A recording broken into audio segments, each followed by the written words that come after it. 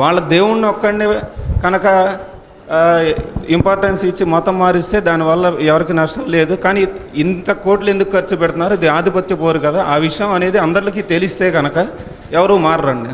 అంటే ఇది ఇండియా మీద ఆధిపత్యం కోసం అండి. అవును.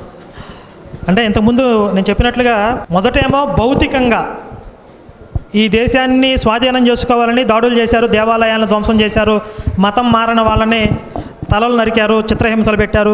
అది ఆటవిక యుగం అయిపోయింది. అది ఇప్పుడు ఆధునిక యుగం.